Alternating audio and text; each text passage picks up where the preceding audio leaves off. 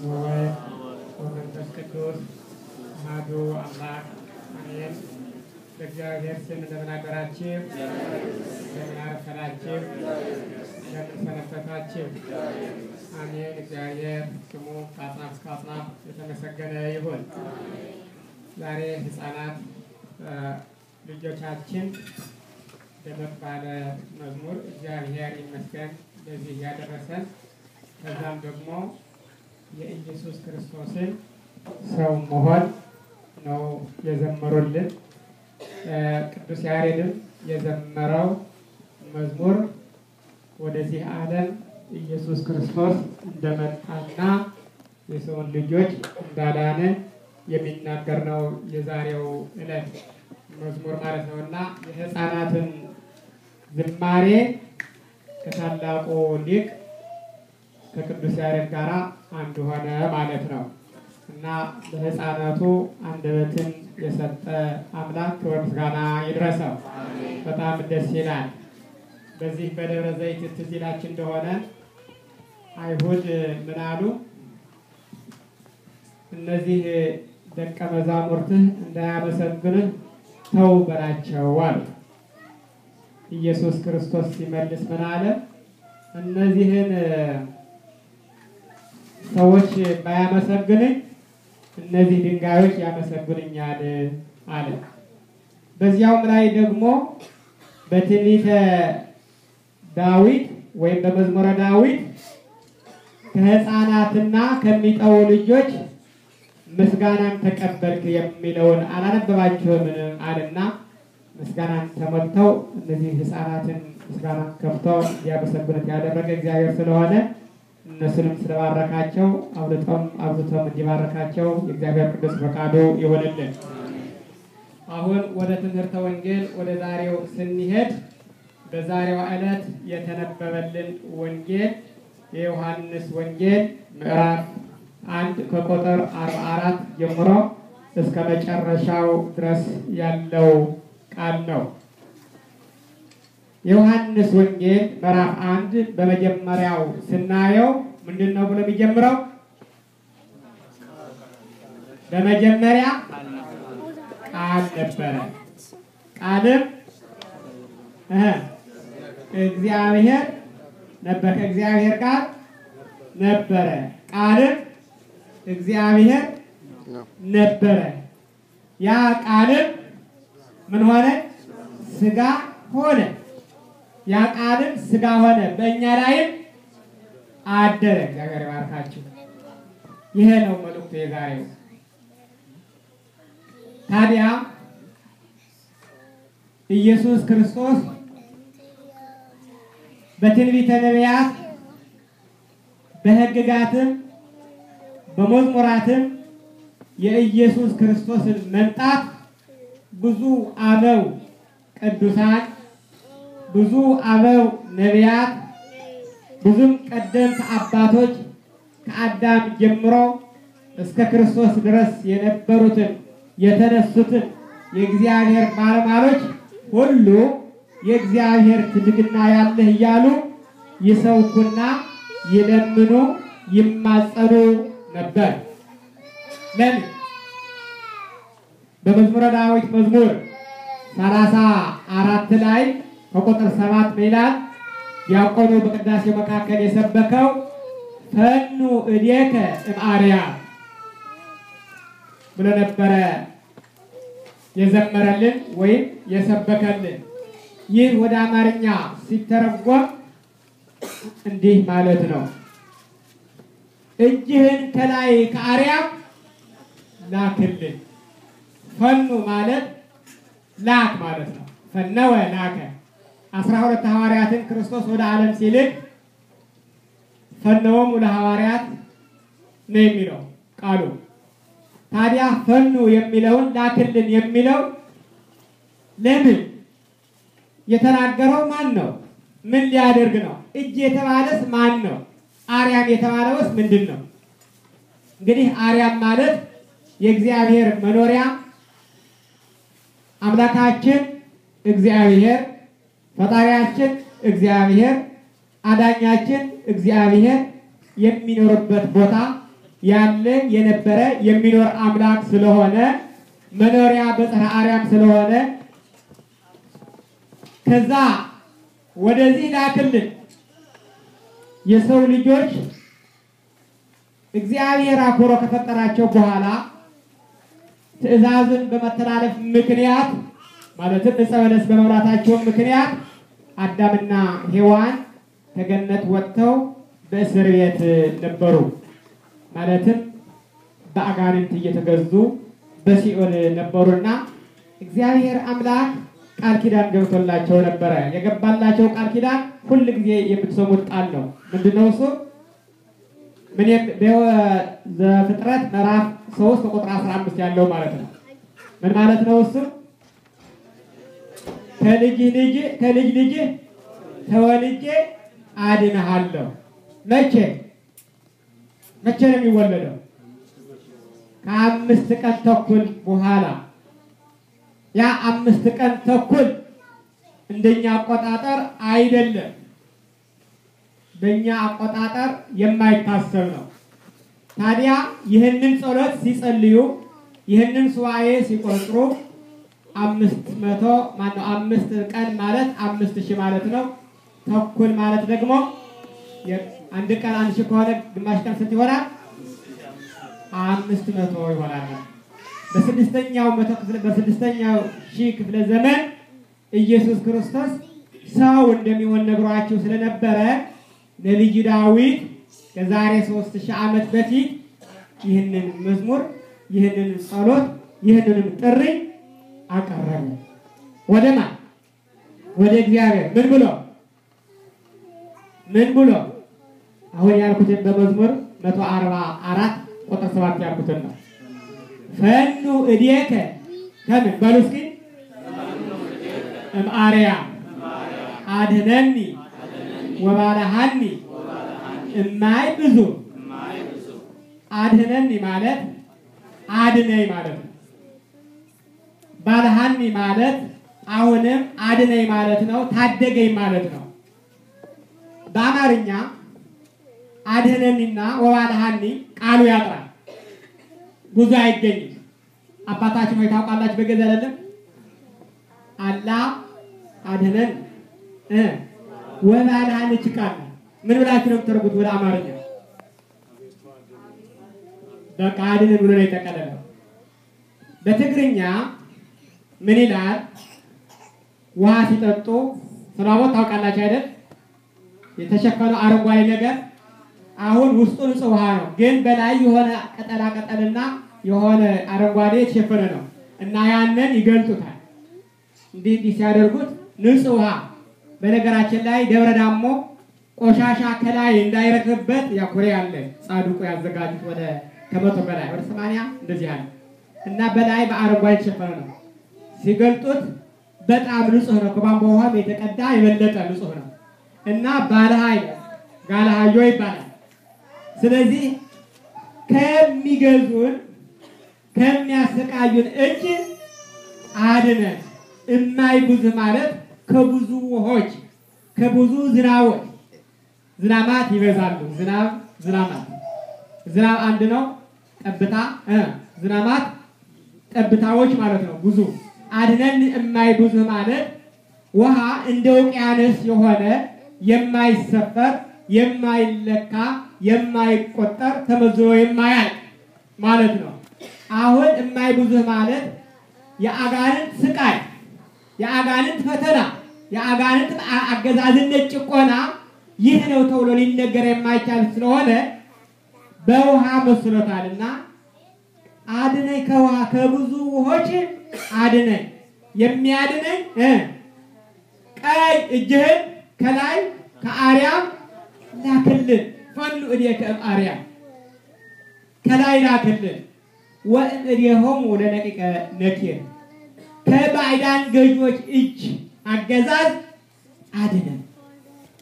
ታዲያ ይሄ እያሉ ከአዳም ጀምሮ እስከ ክርስቶስ መወለድ ድረስ ይህንን ቃል ሱባኤ ቆጥረው ይጸልዩ ይለምኑ ነበረ። ነቢዩ ዳዊት ይህንን ነው ያለው። ይሄ ምስጢረ ሥጋዌ ይባላል። ኢየሱስ ክርስቶስ ይህንን ዓለምን ስለወደደ እኛን ስለወደደ ከነ ጉድፋችን ስለወደደ ከነ አመጻችን ወደደ ከነ ተንኮላችን ወደደ ከነ ከለታችን ወደደ ከነ ትዕቢታችን ወደደ እግዚአብሔር ዓለምን ስለወደደ አንደኛ ልጁ ሁለተኛ አይደለም አንደኛ ልጁ ወደ ዓለም ላከው ለምን እኛ አይነት እኛ እንዲያዝ አይደለም ታዲያ ለምንድን ነው ለመሰቀል ሊሰቀል እጆችን በመስቀል ላይ ሊቸነከሩ እግሮችን በመስቀል ላይ ሊቸነከሩ አንደበቱ ሁሉ ያወጣጠ መራራ ሐሞትን ሊጠጣ ጎኖችን በጦር ሊወጉ ራስንም በአክሊለ ሰይፍ ሊወጋ ኢየሱስ ክርስቶስ ወደዚህ ዓለም መጣ የመጣበት ይሄንን ነው የምንጾመው ያለ ጾም ለዚህ ነው ንሰብክ ወልደ መድኅነ እኛ ግን ልጅ አዳኝ ልጅህን እንሰብካለን እንለምናለን እናስተምራለን ብሎ ቅዱስ ያሬድ የዘመረውና የጸለየው የዛሬ መዝሙር ነው ታዲያ ኢየሱስ ክርስቶስ ዘመኑን ሲያልቅ እነሆ ሥጋ ለበሰ ከቅድስት ድንግል ማርያም ሕፃናቱ መንክር ግርማ ኃይለ ልዑል ጸለላ በሚያስደንቅ ግርማ የልዑል ኃይል ጋረዳት በእውነትም በእውነት ማን መላእክት ለምን ያመሰገነዋል ያ ከሶስት አካል አንድ አካል ዙፋኑን በማርያም ማህፀን ዘርግቷልና ስለዚህ ሱራፌልና ኪሩቤል ምን ያደርጋሉ ያመሰግናሉ ማንን ፈጣሪያቸውን ማንን አዳኛችንን የኛ አዳኝ የቅዱሳን መላእክት አዳኝ አንደለ ኃጢአት አልሰሩም እነሱ ባህሪያቸውን አልጎደፈምና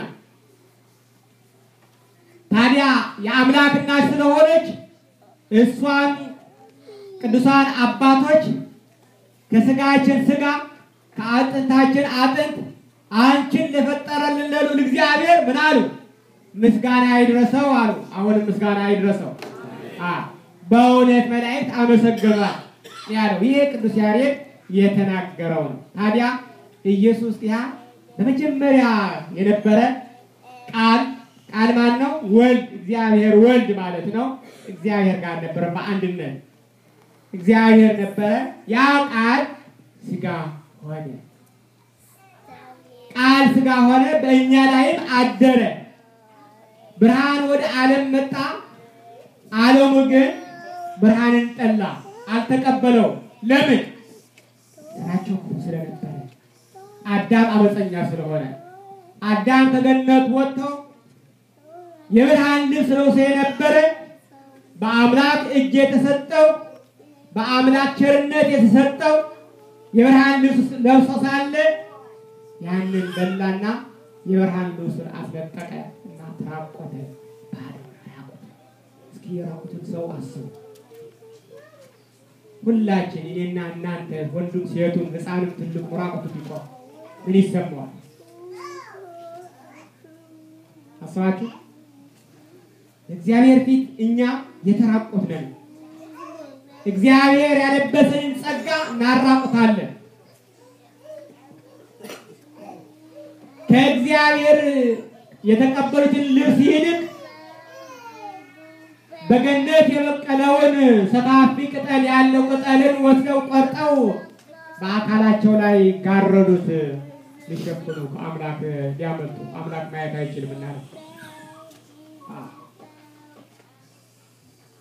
እና ስራቸው እንዳይገለጽ ወደ ብርሃን መምጣት አልፈለጉም የብርሃን ልጆች ሆኑት እሱን የተቀበሉትን እሱን ያመኑትን ግን እንደገና እንደ ጥንቱ ሰው በመልካችን ሰው በአርአያችን እንፍጠር እንዳለ በሱ አርአያና አምሳል ከነቅድስናው ከነክብሩ እንደፈጠረ ላመኑትና ለተቀበሉት እንደገና የእግዚአብሔር ልጆች የመሆን ስልጣን ሰጣቸው ምን ይሆኑት ዘንድ ሴት ልጆችና ወንዶች ልጆች ይሆኑ ዘንድ ምን ሰጣቸው? አይዟችሁ እንጂ ምን ሰጣቸው? ስልጣን ሰጣቸው። የምን ስልጣን? የልጅነት ስልጣን፣ የእሱ ልጆች የመሆን ስልጣንን ሰጣቸው ይላል። ታዲያ ያመጣና በዮሐንስ ይሄ የዓለምን ኃጢአት የመጣው የተወለደው ሰው የሆነ ሥጋ የለበሰ ያ የመጣው የዓለምን ኃጢአት የሚያስወግድ የእግዚአብሔር በግ ነው ብሎ በሚያስተምርበት ሰዓት ጌታ ኢየሱስ ክርስቶስ ሰው ሆኖ 40 ቀንና 40 ሌሊት ከጾመ በኋላ በነጌታው ዮሐንስ መጥምቅ አየውና ከዚያም በኋላ ደግሞ ትልቅ ጥሪ አደረገ ለሰው ልጆች። ማን ነው እሱ? ጥሪ ያደረገ ማን ነው? ራሱ ኢየሱስ ዮሐንስ ወንጌል ምዕራፍ 1 ከቁጥር 44 እንዲህ ይላል። በነገው ማለት ዮሐንስ ከተናገረበት እነሆ የዓለምን ኃጢአት የሚያስወግድ ካለ በኋላ ማለት ነው። እነሆ በነገውም ኢየሱስ ወደ ገሊላ ሊመጣ ወደደ። ፊልጶስን አገኘና ተከተለኝ አለው። ማን አገኘ?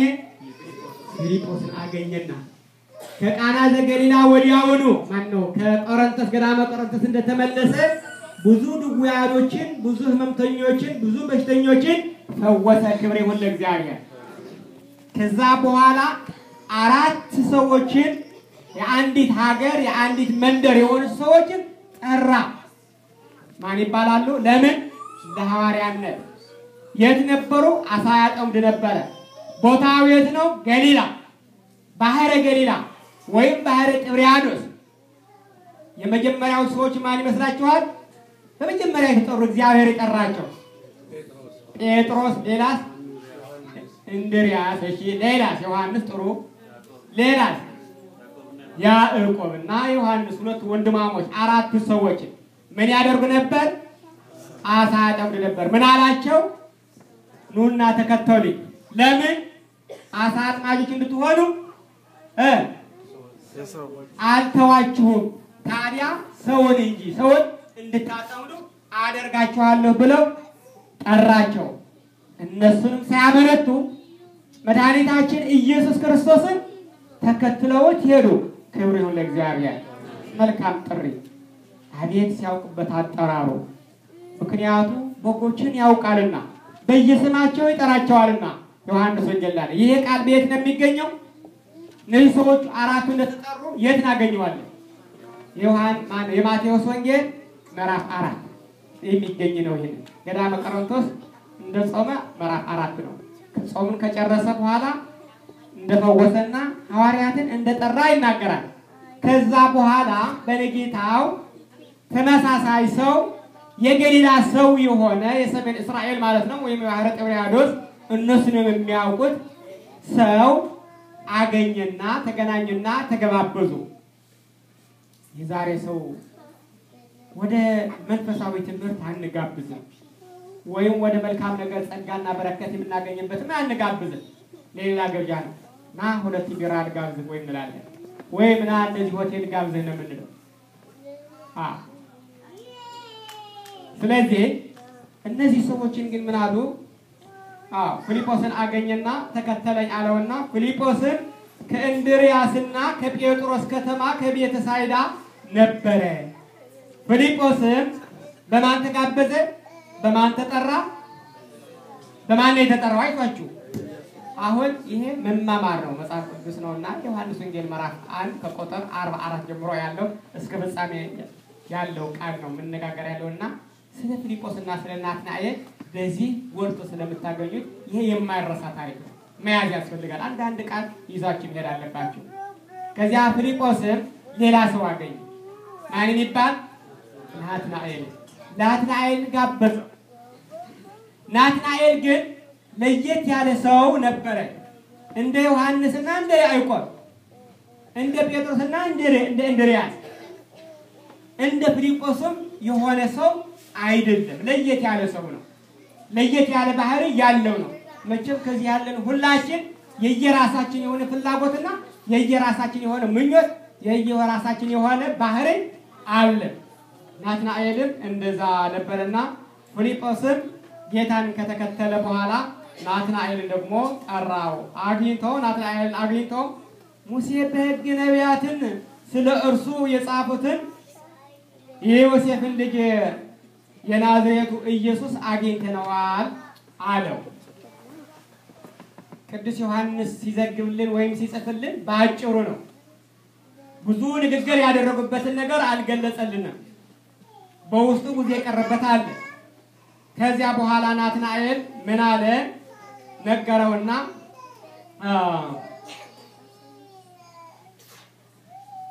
ፊልጶስን ምን አለው? ናትናኤልም ከናዝሬት መልካም ነገር ሊወጣ ይችላልን አለ። ለምን? ናዝሬት የሆነ ነገር አለ ወይም የሆነ ስያሜ አለ። ምን የሚል?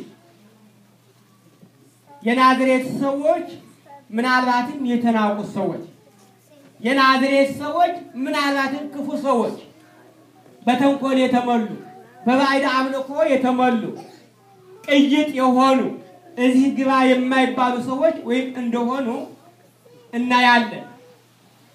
ስለዚህ ምን አለ ናትናኤል? ምን አለ? ከናዝሬት መልካም ነገር ሊወጣ ይችላልን አለው። ፊልጶስም ጎበዝ ሰው ነው፣ መጥተህ አለው። ኢየሱስም ናትናኤልን ወደ እርሱ ሲመጣ አይቶ ስለ እርሱ ተንኮል የሌለበት በእውነት የእስራኤል ሰው እንሆ አለ። መታደል ነው። እግዚአብሔር ይመስገን። እንግዲህ መልካም ደግ ሰው ከናዝሬት ሊወጣ ይችላል? በእውነት አላምንም አለ። የተነጋገሩ አሁንም በዚህ መካከል ብዙ ውይይት አለ። ከዛ በኋላ መልሱ የሰጠው ምንድነው? መጥተህ ሳይጠራጠር ወደ ማን ሄደ? ከማን ደርሶ ነው የምናገኘው? ከኢየሱስ ክርስቶስ ደርሶ ከኢየሱስ ክርስቶስ ጋር እንደተገናኘ። እንግዲህ ሌላ ቦታ እንደነበርና ኢየሱስ ክርስቶስ ያለበትና ናትናኤል ያለበት ሐዋርያት ያለበት ሌላ ቦታ ነው። ግን ተያይዘው እንደመጡና ወደ ኢየሱስ ክርስቶስ እንደደረሱ በዚህ መካከል ላይ የምናየው ብዙ ሰዎች ከእግዚአብሔር ጋር የሚያገናኙ ድልድይ እንደሆኑ እናያለን። ከእግዚአብሔር ጋር የሚያቀራርቡ ወደ እግዚአብሔር የሚያመጡ ምርኮን ማርኮ የሚያመጡ ሰዎች እድለኞች ናቸው። እሱም ሳይጠራጠር መምጣቱ እድለኛ ሰዎች እኔና እናንተ በሆነ አሁን ነው ወደ ቤተ ክርስቲያን እንሄድ ብለን እናውቃለን ወይም ራሳችን እንመጣለን። አሊያ ደግሞ አይ ባከት ምን ላደርግ ነው ወደ ቤተ ክርስቲያን እንሄድ ነው ጨርሶ አይመጣም። እንኳን በእናንተ ዘንድ እኛ ካህናት እንኳን ብንነግራቸው እንኳን የማይመጡና የማይሰሙ ልባቸው አለፍ የሆኑ ወገኖቻቸው ብዙዎች ናቸው። በአንድ ጆሮአቸው ሰምተው ወዲያውኑ ከመቀጠፍ በደቂቃ በአንድ ጆሮአቸው አስወጥተው የሚሰዱት የእግዚአብሔርን ጥሪ የሚያቃሉ የሚንቁ ብዙ ኢትዮጵያውያን አሉ። ብዙ ሴቱም ወንዱም ገና ነኝ ይላል። ከአምላክ ጋር የተቋጠረ ነው የሚመስለው። ከአምላክ ጋር የተማከረ ነው የሚመስለው። ምክንያት ስላለኝ ነው እንደዚህ ይቻላል።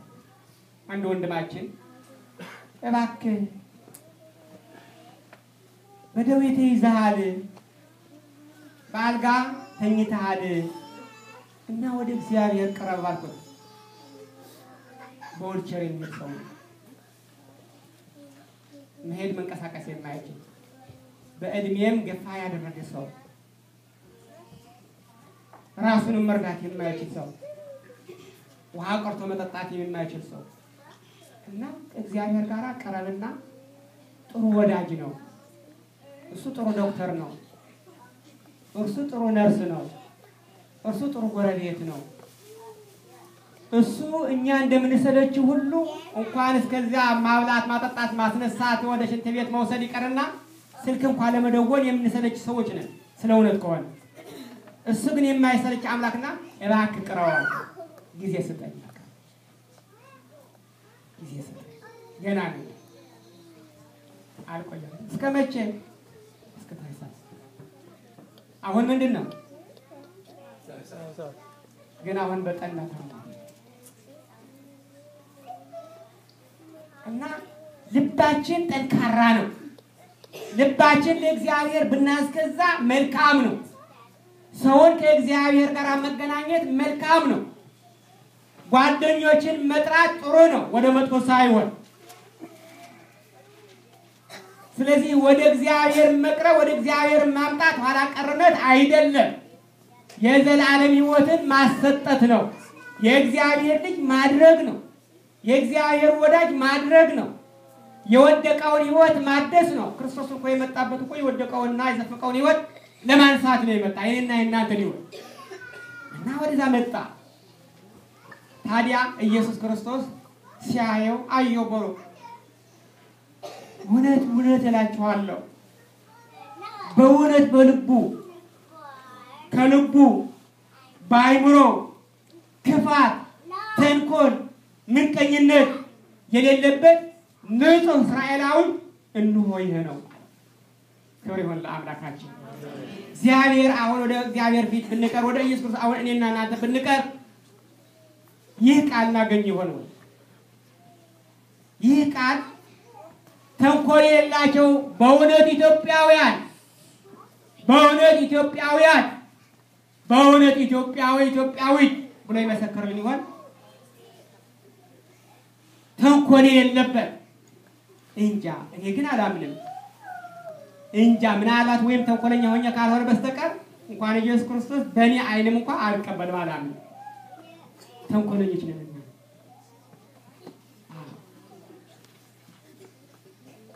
ሰውና እግዚአብሔር እንኳን ለይተን የማናውቅ ሰዎች ነን።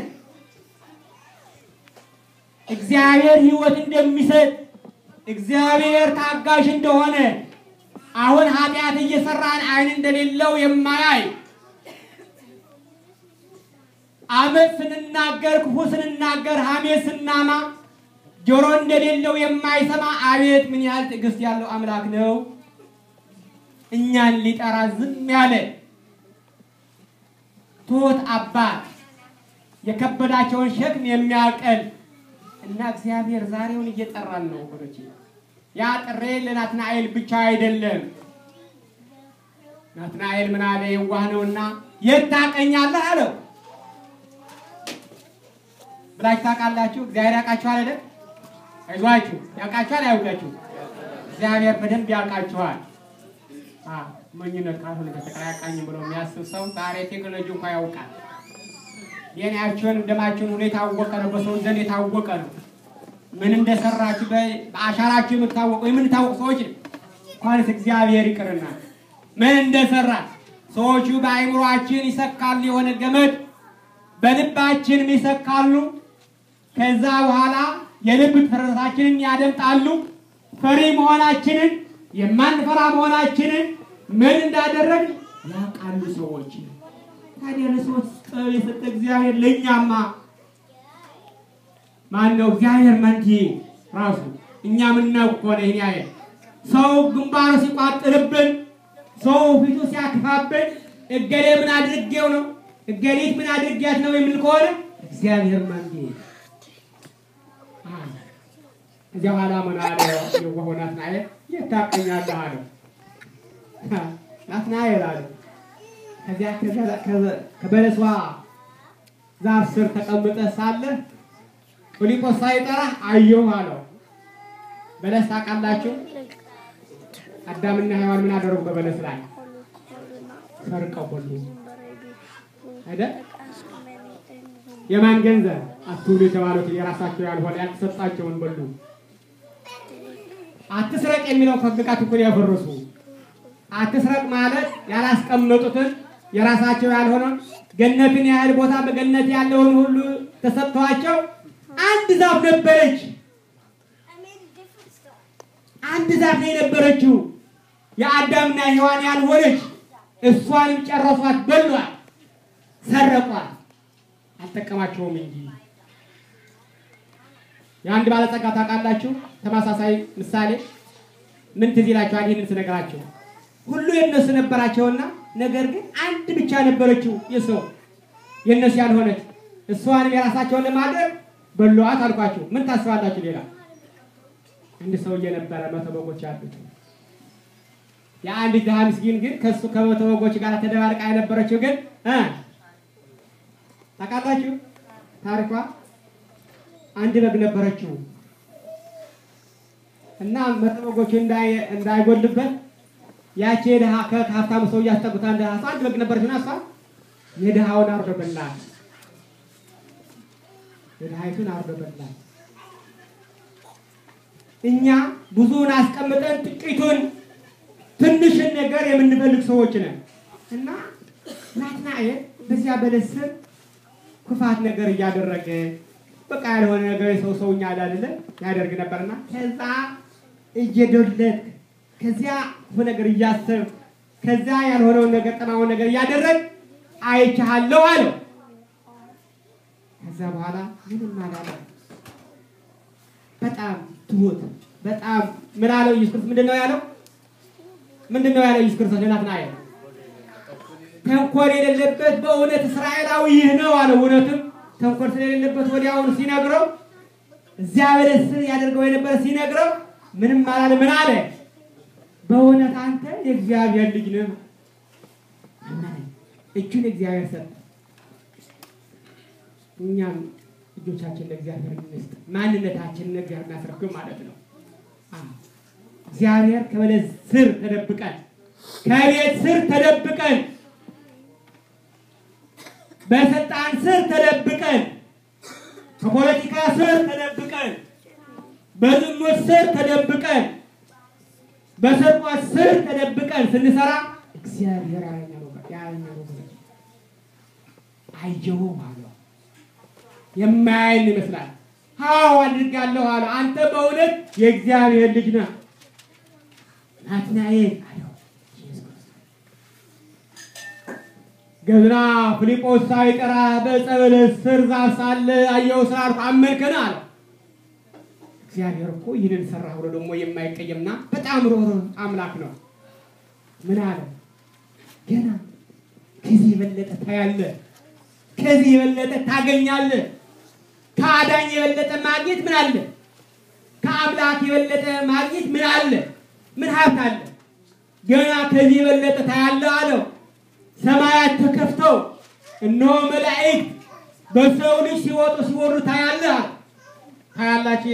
በ29 በ28 ነው ዘፍጥረት ያዕቆብ ወደ አጎቱ ኮሎ በሚሄድበት ከወንድሙ ኮርቶ በሚሄድበት ሰዓት አንድ ቀን ሌሊት በበረሃ አደረና እዚያ ተኝቶ ሳለ በህልሙ ሰማይ ተከፍቶ ብርሃን ሆኖ በዚያ በመሳላል ተዘርግቶ እዛ ላይ በዝፋኑ ላይ በመሳላል ዛፍ ላይ ትልቅ ዝፋን ተቀምጦ በዚያ የሆነ ገርማማ የሆነ ሰው ተቀምጦ አየ። በዚያም ሲወጡ ሲወርዱ አየ። ከዚያ በኋላ ሌሊቱ ነጋ፣ ፀሐይ ወጣ። ከዚያ እሱም ከእንቅልፍ ነቃ። ከእንቅልፍ ነቅቶ ያየውን በህልሙ ትዝ አለውና እንሆ ይህ ቦታ እንደዚህ መሰለ ራእይ አይቻለሁና ቤቴል ይባላል። ቤቴል ማለትም የእግዚአብሔር ቤት ማለት ነው። ይህች ከወንድሜ ጋራ ታስታርቃኛለች ብሎ ድንጋይ ተኩለበት ዘይት አውሶበት ሄደ። ያ ምሳሌያዊ ነበረ። እንሆ ኢየሱስ ክርስቶስን ምን አለው ለናትናኤል? እንሆ ሰማያት ተከፍተው ቅዱሳን መላእክት በሰው ልጅ ክርስቶስ ሲወጡና ሲወርዱ ስለሱ ሲዘምሩ ስለሱ ሲያመሰግኑ ስለሱ ሲያስተምሩ ስለሱ ምስጢረ ሥጋዌ ሲናገሩ ታያለህ አለ። ልደት ታውቃላችሁ አይደል? ምን ነበረ በልደት? በልደት ምን ነበር? መላእክት ምን አሉ? ምን አሉ? አይደለም ምን አሉ? ስብሐት ለእግዚአብሔር ነው። እስኪ ዘምሩት። አይ ድምጻችሁ ጉራማይሌ ሆነ። እስኪ በሉ እንደገና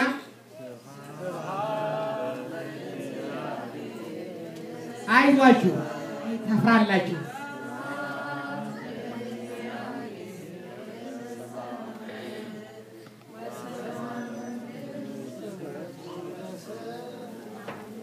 ተፋችሁ ሃሌሉያ ሃሌሉያ ሃሌሉያ አሜን ሃሌሉያ ስብሐት ለእግዚአብሔር በሰማያት ስብሐት ለእግዚአብሔር በሰማያት ወሰላም በምስበቱ ለስም ሃሌሉያ ሃሌሉያ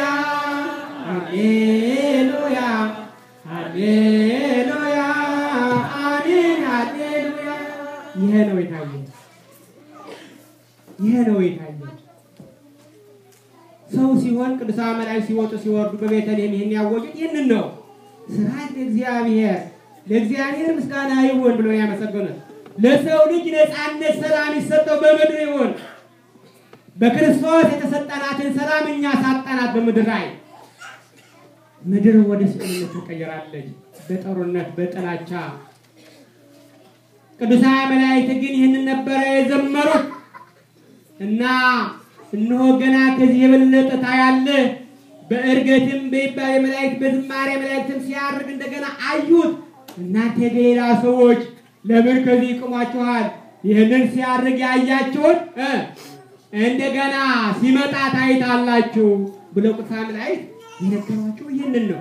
የክርስቶስ ሰው መሆን የክርስቶስ ወደዚህ ዓለም መምጣትና ከዚህ የበለጠ ታያለህ ያለ እና የኢየሱስ ክርስቶስ ሰው መሆን ለምን ወደኛ መጣ? በቅዳሴው ላይ የተነበበ የሐዋርያት ሥራ አነብላችሁና በዚያ እናበቃለን። የሐዋርያት ሥራ ስንት ነበር ያልኳችሁ?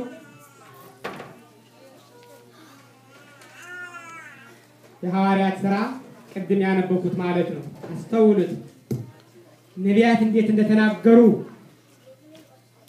ዳዊት በመዝሙሩ እንዴት እንደተናገረ፣ ሙሴም በኦሪቱ በሕግጋቱ እንዴት እንደተናገረ፣ እንዴት ይህንን ተፈጸመ፣ ለምን እንደተፈጸመ የሚናገር ነው። የሐዋርያት ሥራ ምዕራፍ ስንት ነው ያልኳችሁ? ምዕራፍ 3 ከቁጥር 17 እስከ መጨረሻ በጽሞና እንድታዳምጡ እፈልጋለሁ። እንዲህ ይላል። አሁንም ወንድሞች ሆይ እናንተ እንደ አለቆቻችሁ ደግሞ ባለማወቅ እንዳደረጋችሁት።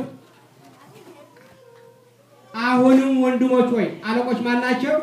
ጸሐፍትና ፈሪሳውያን ናቸው። ባለማወቅም ብቻ ሳይሆን ብዙ ሰዎች ባለማወቅ ተራ ሰው ነው፣ ኦሮክስ ነው፣ ወልደ ዮሴፍ ነው፣ የዮሴፍ ልጅ ነው፣ የማርያም ልጅ ብለው ሰቅለው ገደሉ። ማንን? የሕይወት ራስ የሆነው ማን ነው? ኢየሱስ ክርስቶስን ነው የሚለው ያለውና ምክር እየመከራቸው ነው፣ እየጋበዛቸው ነው ቅዱስ ጴጥሮስ። እና ባለማወቅ እንዳደረጋችሁት አውቄአለሁ። እግዚአብሔር ግን መከራ ሁሉ እንዲቀበል አስቀድሞ በነቢያት ሁሉ አፍ የተናገረውን እንዲሁ ፈጸመው። መከራ ሁሉ እንደሚቀበል አስቀድሞ እንደሚፈጽመው ነው ተፈጸመ። እናንተ ባለማወቅ ያደረጋችሁት ነገር ግን በነቢያት ተነግሯል። በየትኛው ነቢያት? እስኪ ትንቢተ ነቢያት የትኛው ነው የሚላችሁ? ኢሳይያስ 53 ስለምንድን ነው የሚናገር? ስለኛ ደቀቀ፣ ስለኛ ቆሰለ፣ እኛ በእሱ ቁስል ተፈወስ። በማን ቁስል? በማን መስቀል? በማን ግርፋት? በማን ጦር መወጋት? በሱ። ይሄ ነው የሚናገር አይነት ትንቢተ ኢሳይያስ ማለት ነው በሌላ መንገድ። ከዛ በኋላ ይሄንን አለና የተናገረ እንዲሁ ፈጸመውና እንግዲህ ከጌታ ፊት የመጽናናትን ዘመን እንደምትመጣላችሁ አስቀድሞ ለእናንተ የመረጠውን ለኛ በሱ ሞት፣ በሱ ስቅላት፣ በሱ መገረፍ ለኛ ሕይወት፣ ለኛ መጽናናት፣ የኛ ደስታ፣ ለኛ ሰላም እንደሚሆን ጌታ አስቀድሞ የመረጠውን ኢየሱስ ክርስቶስን እንዲልክላችሁ ኃጢአታችሁን ይደመስስ ዘንድ ንስሐ ግቡ ላከው። ከክፋታችን ሁሉ ተመልሰን በስሙ ንስሐ እንድንገባ እሱ ከኃጢአታችን እንዲያነጻን እሱ አስቀድሞ መረጠውና ላከው። ፈኑ እዴከ ማርያም ነው ቃሉ። አስተውሉ። እግዚአብሔር ከጥንት ጀምሮ በቅዱሳን ነቢያቱ አፍ የተናገረው ነገር ሁሉ እስከ ታደሰበት ዘመን ድረስ አዳም አርጅቶ ነበረ በኃጢአትና ነው የሰው ልጅ ላሽቆ ነበርና ሰማይ ይቀበለው ዘንድ ይገባልና በሰማይ ያለ በምድርም ያለ ሁሉ ፍጥረት ሁሉ መላእክትም ቢሆኑ የሰው ልጆችም ቢሆኑ ካለ ፍጥረትም ቢሆኑ ማለት ነው ይቀበለው ይገባል። ምክንያቱም በሰማይና በምድር ሌላ አዳኝ ስም የለምና ነው። እሱም ማን ነው? ኢየሱስ ክርስቶስ ይልና ሙሴም ለአባቶች ጌታ አምላክ እኔን እንዳስነሳኝ ነቢይ ከወንድሞቻቸው መካከል ያስነሳላችኋል። ይሄ በኦሪት ዘዳግም ያለው ያስነሳላችኋል። በሚነግራችሁ ሁሉ እርሱም ስሙት። ማን በሚነግራችሁ? በሚነግራችሁ ሁሉ በሚያዛችሁ ሁሉ እሱን ስሙት። ያንም ነቢይ የማትሰማው ነፍስ ሁሉ ከሕዝብ ተለይታ ትጠፋለች። የኢየሱስ ክርስቶስን ቃል ሰምቶ የአምላክን ቃል ሰምቶ የአምላክን ትእዛዝ ሰምቶ የማያደርግና በዚያ የማይኖር ሰው ሁሉ ተለይቶ ይጠፋል። ጻድቃንን በቀኙ ኃጥአን በግራው ያቆማል። ለመረጣቸው እናንተ ዓለም ከተፈጠረ ጀምሮ ለእናንተ ተብሎ የተዘጋጀላችሁ መንግሥተ ሰማያትን ውረሱ ይላል። በአንጻር ደግሞ ለማይቀበሉት ደግሞ እናንተ ርጉማን ለሰይጣንና ለሰራዊቱ ተብሎ ወደተዘጋጀው ወደ ዘላለም እሳት ሂዱ የሚል ቃል ከዚህ ሰውረን ከዚህ ሰውረን። አሁንም ጥቂቶች ናቸው ባለማለቶች አትመስሉ። ከዚህ ሰውረን። አሜን። አሜን። ምርቃ ሲመርቃችሁ አሜን ማለት አንደበታችሁ ምን እንደሚይዛችሁ አላውቅም። ይልና ሁለተኛም ከሳሙኤል ጀምሮ ከእርሱም በኋላ የተናገሩት ነቢያት ሁሉ ደግሞ ስለዚህ ወራት ተናገሩ። እናንተ የነቢያት ልጆችና የእግዚአብሔር ለአብርሃም በዘርህ የምድር ወገኖችን ሁሉ ይባረካሉ ብሎ አባቶቻችን ጋር ያደረው የቃል ኪዳን ልጆች ናችሁ። እግዚአብሔር ይመስገን። በአብርሃም ዘር የምድር ነገድ ሁሉ ይባረካል። እሱም የአብርሃም ዘር ማን ነው? አይዟችሁ በሉ ኢየሱስ ክርስቶስ ነው። ይስሐቅ ነው የአብርሃም ዘር አይደለም እንዴ? ይስሐቅ በስጋ ነው። ማን ነው? ሰሙ ነው። ወርቁ ግን ከአብርሃም እስከ ክርስቶስ ትውልድ ድረስ ነግረናችሁ ነበር። ስንት ትውልድ ነው? ከአብርሃም እስከ ክርስቶስ ስንት ትውልድ ነው? ከአብርሃም እስከ ዳዊት 14፣ ከዳዊት እስከ ባቢሎን ምርኮ 14፣ ከምርኮ ባቢሎን መመለስ እስከ ክርስቶስ ትውልድ ድረስ 14 ሲደመር 3 ጊዜ 14 ስንት? 50። እግዚአብሔር ይስጣችሁ። 42 ትውልድ ነው። ከመቼ ጀምሮ? ከአብርሃም እስከ ክርስቶስ። ክርስቶስ 42ኛ ትውልድ ነው። ስለዚህ የማን ዘር ነው? የአብርሃም ዘር ነው። በክርስቶስ የምድር ፍጥረት ሁሉ የሰው ዘር ሁሉ ይባረካል። ደግሞ እናንተ የነቢያት ልጆች ናችሁ፣ ለአባቶቻችን ቃል ኪዳን ገብተዋልና በክርስቶስ ዘር ዓለም እንደሚባረክ አለና ለእናንተ አስቀድሞ እግዚአብሔር ብላቴናውን አስነስቶ፣ ብላቴናው ማለት ማን ነው? ኢየሱስ ክርስቶስ ነው። እግዚአብሔር ይስጥልን። ብላቴናውን አስነስቶ እያንዳንዳችሁ ከክፋታችሁ እየመለሰ ይባርካችሁ ዘንድ ሰደደው። እስኪ በሉት ይሄንን ለእናንተ አስቀድሞ አሁን ጥቂቶች እኮ ነው የምትሉ። ለእናንተ አስቀድሞ እግዚአብሔር ብላቴናውን አስነስቶ እያንዳንዳችሁን ከክፋታችሁ እየመለሰ ይባርካችሁ ዘንድ ሰደደው። እግዚአብሔር ከክፋታችን ይባርከን፣ ኃጢአታችን ይደምስስ። በዚህ ቃል ያጨምር። እግዚአብሔር በሰማነው ቃል ይባርከን፣ ሀገራችን ይጠብቅልን። በዚህ አበቃለሁ። እግዚአብሔር ይስጥልን።